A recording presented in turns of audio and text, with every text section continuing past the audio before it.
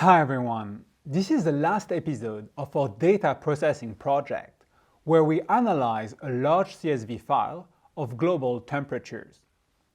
Previously, we developed PowerList, a collection which stores the data in separate partitions, allowing us to run various analysis functions in parallel. Last time, we stopped after running a benchmark that compares the performance of several implementations for some temperature. We found out that running this function in parallel provided a decent performance boost, around 2 times faster compared to the sequential implementation of a list. Okay, so what's next? Well, in practice, we rarely extract a single piece of information from a dataset. For example, in this CSV, we probably want to find out the coldest and warmest sample, as well as the average temperature altogether. We may even want to break down these measurements by year or by city. So in order to get a more realistic comparison, we should measure the performance of PowerList when computing several data points at the same time. To explore this problem, I created a case class called Summary, containing a few fields: min for the sample with the lowest temperature, max for the sample with the highest temperature, and sum for the sum of all temperatures in Fahrenheit. Summary also captures the size of the dataset so that we can easily derive the average temperature, as you can see here. I also implemented a custom toString method using the fstring interpolator to truncate the average to 2 digits after the comma. Now, I would like you to open the file temperaturenotebook.scala. In the benchmark section, I already prepared some code to measure several methods for computing an instance of summary for the entire dataset. I already implemented the first 2 methods, which calculate a summary from a list of samples.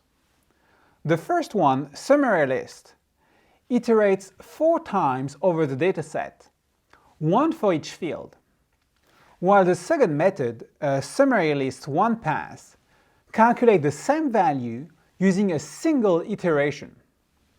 As you can see, the latter is much more convoluted and error-prone, but it is likely to yield better performance.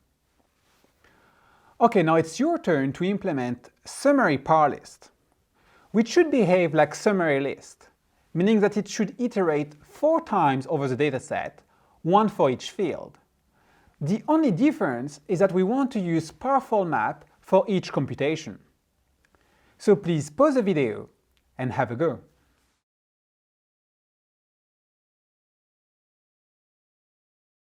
So let's re-implement each of these fields. So we already computed min, sum, and size before, but let's redo them all here using powerful map just to see the 4 called to this function. So sample will be powerful map where we wrap every single sample into an option, and then we'll use the monoid min sample, right? Max is probably going to be very similar. We need to transform the sample in the same way. The different thing is that we'll need to use a different monoid. Like this monoid squashes 2 options of sample and select the smallest one, while here for max we want to have something that does the same but select the sample with the highest temperature. So in a sense, this monoid is just going to be a copy-paste of this one, and really the only difference is this comparison sign. Here we'll say strictly greater than. So we'll come back to this, we'll refactor this later. Let's first make it work. And then in the temperature exercises, now sum, well, is going to be sample powerful map where we look at the temperature in Fahrenheit, and we use the monoid of sum double. And for size, we do the same, except that the update function is going to be map into 1, map any sample to 1, and we'll use a monoid sum int. So one way we can check if we haven't screwed up is that we can go to the parlist test in the exercises, and I implemented a function here at the bottom, a test at the bottom, that compares various implementation of a summary. So summary list, the simple implementation with list, is considered to be the reference, and we can compare the other implementation to see that we get the same results. So let's rerun the test. As you can see, I used this trick for the sum just to verify that potentially we allow a little difference. It may never occur, but it's maybe safer this way. Cool. So now that we know that summary parlist, the implementation we did here, is safe. And it's exactly producing the same result as summary list. Now let's see if we could refactor the monoid, because it's very annoying to have two monoids that do exactly the same thing. So really the only difference is this part. So maybe what we could do is something like, let's say compare sample. And what we really want is a function that takes two samples and give us back the sample that is selected. So we can say, okay, so this will be a compare, and you say, if you give me two samples, I'll tell you which one I want. I will give you one of them. So now we can, and this will return a monoid of option of sample. Okay, and the implementation actually is going to be, we can copy paste one of these and can say, actually here what we want to return is sum of compare sample 1, sample 2. If compare is a minimum, it will return the minimum out of this, or the maximum, or anything else that we want. This is very generic. And now we can re-implement min sample by saying, okay, now if you give me sample 1, if you give me sample 1 and sample 2, I'll tell you which one I want, and which one I want is the one with the lowest temperature. And actually the nice thing now is that we don't need to wrap them in a sum anymore.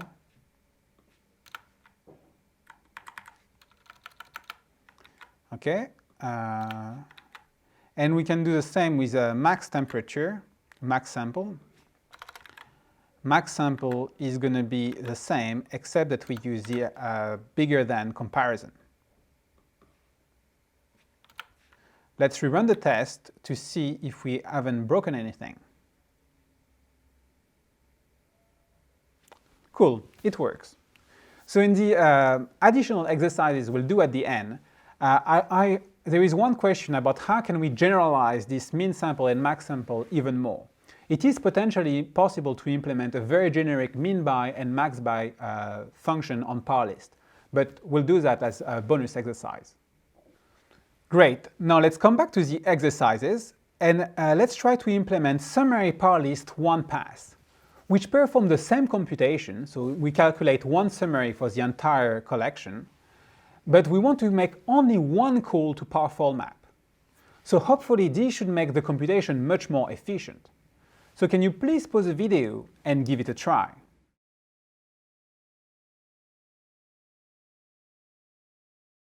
Okay, so for this exercise, we know that we want to call parfol map only once. So it means that most of the code is actually, we don't really have much choice. Here we need to transform the sample into a summary. And then at the end, we need to provide a monoid of summary.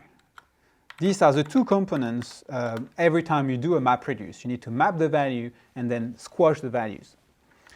Okay, so how do we implement the update function? As always, we need to, so let's maybe use a separate function. So this will say sample to summary.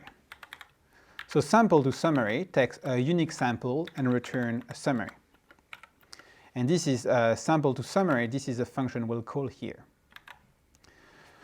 here, this function needs to is a value that we will return in case the parlist has only one sample. So what will be the summary in case the only sample inside of the dataset is this one? What will be the minimum value? Well, the minimum value will be this sample, right? Because if there is only one sample, it means that it is the minimum and it is also the maximum, right? What will be the temperature, the sum temperature? Well, it's going to be sample.temperature Fahrenheit. And what will be the size? 1, because we'll have one sample. Nice? Okay. Now, the complex part is the monoid. So let's give it a try. Actually, instead of writing it within monoid, what we could do instead is to write it in the companion object of summary. This kind of makes more sense because monoid is probably going to be something defined somewhere else, maybe in an external library, while summary is within our code base. So it kind of makes sense to define this monoid within the companion object of summary. So here we say this is a monoid of summary. So what does it mean? How do we calculate it? So this default value is what we return in case there is nothing in the dataset. So what will be the summary in case there is no sample? Well, it means that there is no minimum. It means that there is no maximum, that the sum temperature is 0 and the size is 0, right? And what is the combined function? So it takes two summaries and gives us back another summary that somehow squashes these results. You can imagine, like, let's say we already calculated summary for partition 1 and summary for partition 2, and somehow we want to aggregate those results. So how would it work? Well, the mean value of this will be, we'll need to compare the mean of first and the mean of second. You know, if the mean of first is lower than the mean of second, then this will become the new minimum, and so on. So this means that we'll need to compare we'll need to do something like first.min, which is an option of sample, and we'll need to do a pattern match comparing it to second.min. And based on the 4 options, we'll select one of them. But you know, you might have guessed that actually this is exactly the code that we wrote in the monoid for min sample. So we could actually say monoid.min sample and combine first.min and second.min. So we kind of delegate the implementation of finding the minimum sample to this monoid. And we can do the same for max. We can say, okay, what is the max? It's just you combine the max samples together. So here it needs to be first.max, second.max. And here, what we're going to do is say this is a bit simpler. We'll just take the sum and we do plus, and we take second sum, which is in fact also the monoid for sum double, if you think about it. And same for size. You do first.size plus second.size. So there is something going on here. We'll come back to it. Let's finish the implementation first.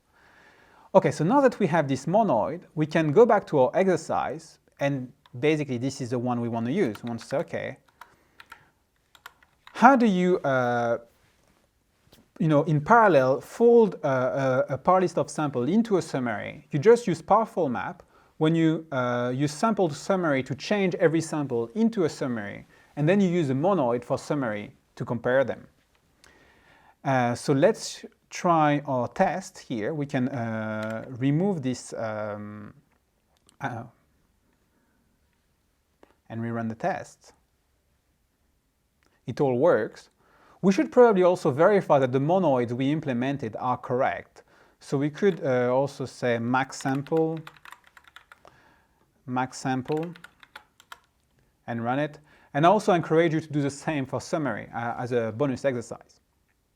Okay, now that we have 4 functions that calculate the summary for the entire dataset, let's compare the performance of each of them by going back to the notebook file and running the benchmark for summary. So don't forget to remove the ignore flag in order to enable the benchmark. So let's run the notebook. Great! As you can see, the two fastest implementations are the ones that iterate a single time over the dataset. This means it's more efficient to use a single CPU with a clever algorithm than use 8 CPUs and iterate several times over the dataset. Then we can also notice that par4 map with a single iteration is more than 2 times faster than the custom list fold left I wrote for summary list 1 pass. This is a substantial speed boost. But most importantly, the code using par4 map is much clearer, as all the complex logic is encapsulated within the monoid instance for summary. Additionally, we saw this monoid instance that the implementation was almost automatic. This is one of the key properties of a monoid. If you have a monoid of A and a monoid of B, you can zip them together to get a monoid of A and B. For this reason, it was relatively straightforward to implement a monoid for summary, because we already had a monoid for each field of the case class. And if you look at functional libraries, such as cats, you will see that they offer a way to fully automate the implementation of a monoid using a technique called type class derivation. This is a very advanced technique that I don't necessarily recommend, because it's very complex and it only saves us from typing a few lines of code. That's why I'm not going to cover this topic in this course. But as always, I will add a few links below the video if you're curious. In conclusion, there are substantial benefits to using par4 map and monoids in terms of performance, code readability, and testing. In addition, there are other techniques we can use to improve par list performance. For example, the version I wrote in the answers folder calculates a summary in less than 50 milliseconds, which is 3 times faster than the list fold left implementation. If you want to experiment with this, I've added a few ideas on how to improve the performance of par list at the bottom of the notebook file. And please don't hesitate to share your own ideas on Slack or by commenting on this video. I'll keep the notebook up to date with the best suggestions. Okay, I would like to show you one final thing before we move on to the next chapter. Now, we know how to compute several metrics in parallel using a single iteration over the dataset. But what if I ask you to make the same analysis for a particular city or country, or even both at the same time? For example, how would you find out the sample with the coldest and warmest temperature for the city of Bordeaux in France and for the state of California in the US? Can we calculate those values by iterating a single time over the dataset? I'll let you pause the video and try playing around with this idea.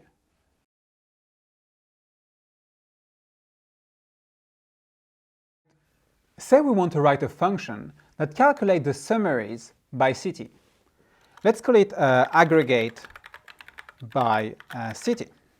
So this function is going to take a par list of samples, and we know that if we want to analyze this dataset in parallel with a single iteration, then we know we have to call par4 map. And par4 map requires 3 things. First, we need to figure out what is the output type here. So maybe let's define it as an abstract type, so we can say type output. We don't know what it is yet, but this is the first step, the first thing we need to find out. The second thing is that if we want to call par4 map, the first argument here is a function from sample to output. So this is the second requirement. We need a function from sample to output. Let's spell it out. Okay.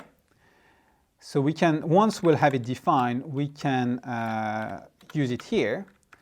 And finally, the last argument is a monoid. So this is a monoid of output. So monoid output.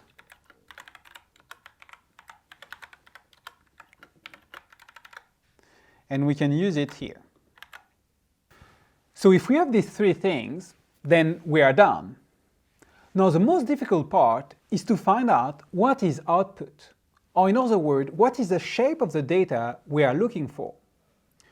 So here, because we do aggregate by city, we want to get a report that at the end will associate some kind of summary to a city. So a city is basically a string, the name of the city. So what we could say here is say, what if the output was a map where the key of the map is a string representing the name of the city, and the value in the map is a summary associated with this particular city. So then if we add this, we just need to define a sample to output, so a sample to map summary. So let's replace output by map summary just to make things a little bit clearer. Now we just need to implement these two items in order to make aggregate by city work. So if you haven't done it yet, could you please pause the video and try to write aggregate by city?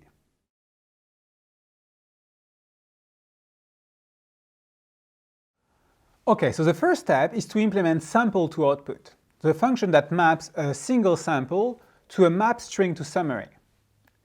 So again, now we start to be familiar with the process. We have to think about what should we return if the parlist had only this sample inside the collection.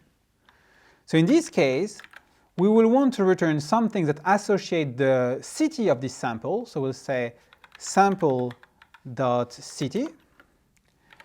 And we need to associate it with whatever summary is related to this unique sample.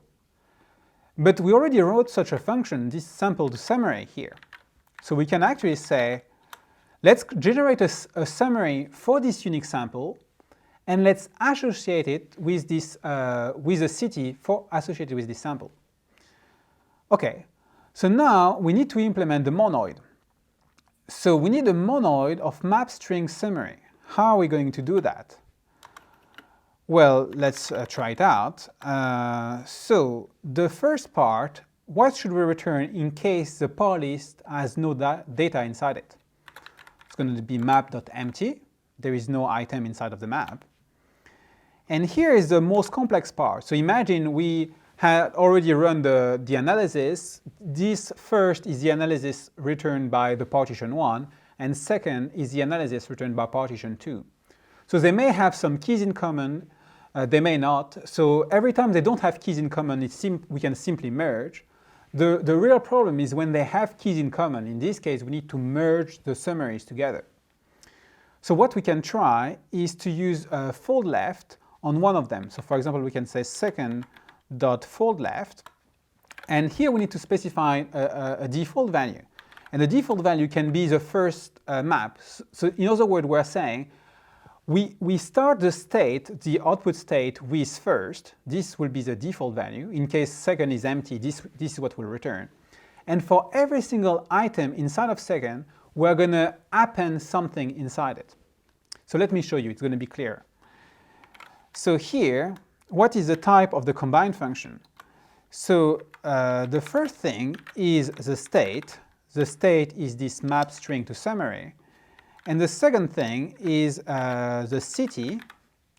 And here it's a summary associated with this city.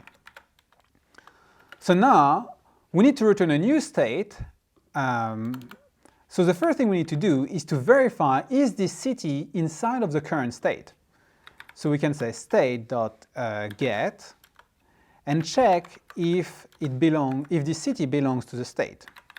So then we can say match exhaustive. So let's hide this. Okay, so this will be the current summary, and this is none. So let's start with the none case because it's actually the simplest one. So this is the case where first doesn't know about this city. So in this case, first doesn't know about this city. We can just insert it as it in the output type, in the state. So we can say state city summary. Now this is a complex scenario where we do currently have some data associated with this city, and we somehow need to combine these two summaries together. But it's actually not that difficult because we already know how to combine summaries together because we already have a monoid for summary. So actually what we can do is that we want to change the value associated to city. And how do we want to change it? Well, we look at the monoid for summary and we use the combine function, where we first part the current summary and the new one. So we just delegate the implementation of combining summaries together to this guy. We could even simplify slightly this function, because you see that in both cases we do state.updated. There is another method called updated_with, where you can specify the key, and then here you specify a function from option to summary to option to whatever things you want to set. So if you return a none, you're going to delete the key, some you insert or modify. So this means that we could do something like that. Just copy-paste the code, and instead of doing state.updated, here we'll say sum of summary, meaning that we want to insert summary at this particular key. In this case, we say we want to modify the current summary to this. So whichever you find the best implementation, the most readable implementation for you. Cool, so now that we have these two things, let's try to run this aggregate function inside of the notebook and print a bit the results. So we can say aggregate temperature exercises, aggregate by city, and we pass our par samples. Now this is going to return a map, so we can say here, so the first value is the city, the first variable is the city, the second one is a summary, and we can say please print one line per result inside the map. So because we know that our CSV has 300 cities, we'll get 300 lines. So the summary for city is summary. Let's run the notebook. Cool, so we can see that, for example, for the city of Prague, the average temperature is 48.08 degrees Fahrenheit, and they had the coldest temperature in 1996 and the warmest in 2015. While for the city of Alger, we get completely different result. They had almost like the mean and max temperature almost the same year. So that's pretty cool. Once we figured out the right type, the implementation followed almost automatically. Now, what I would like you to do is to try to generalize aggregate by city, so that we can not only aggregate by city, but also potentially by country, by state, or even a combination of all these factors. So could you please pause the video and try to think about it?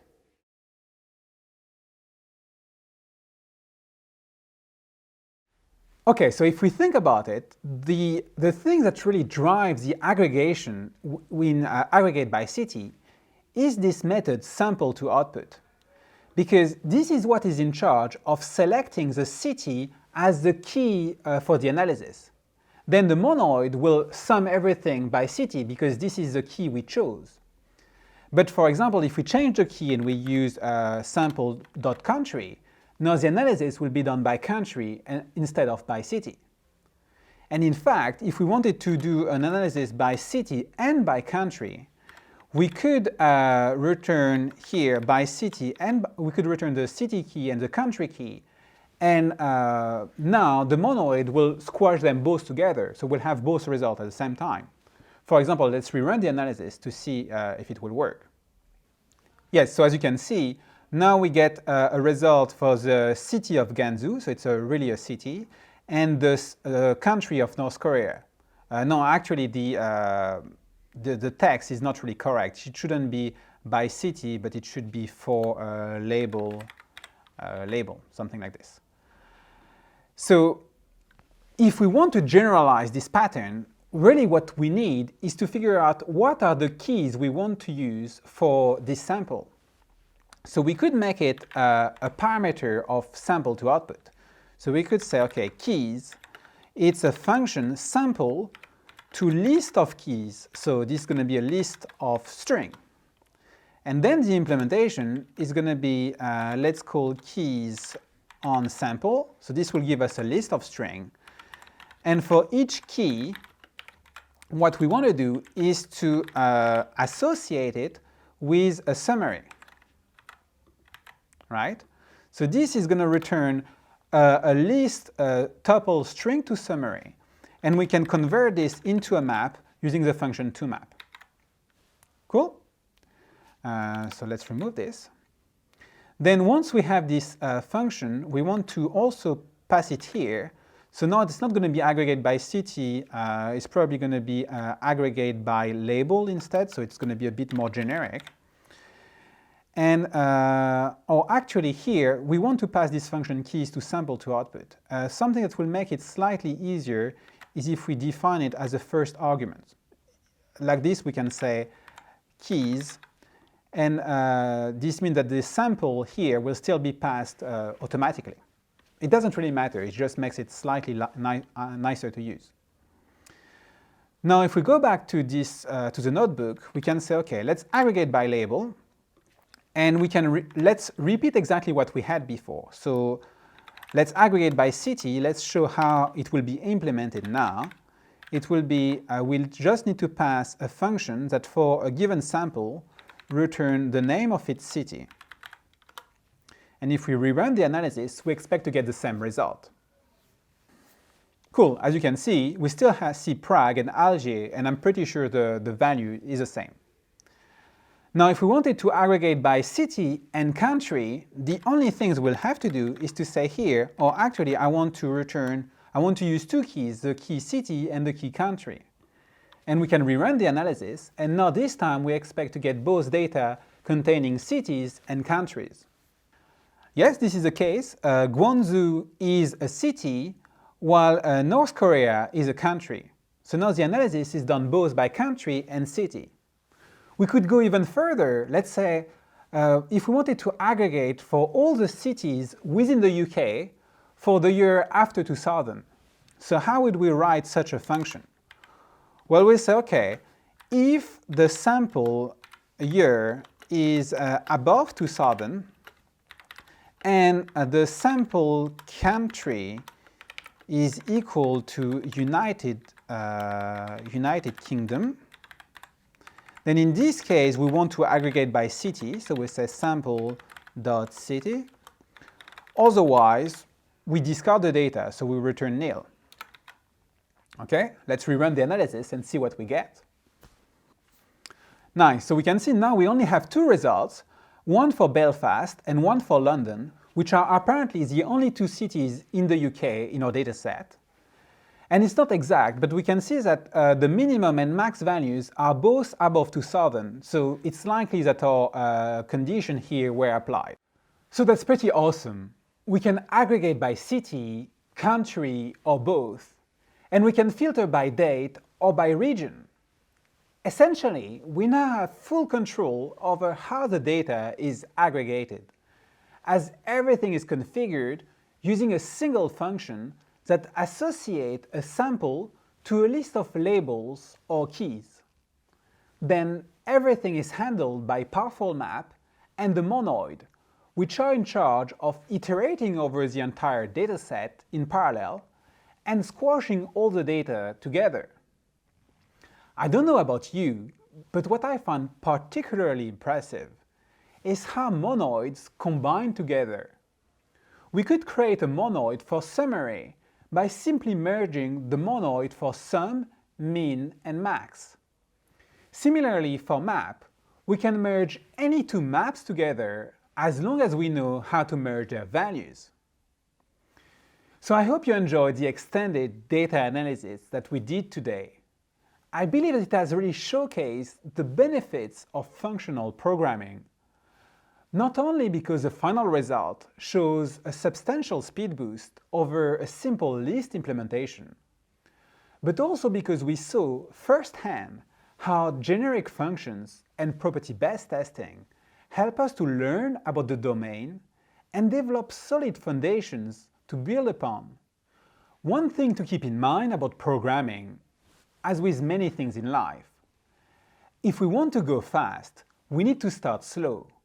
Because if we make mistakes in the core design of our programs, then it's really difficult and expensive to fix later on.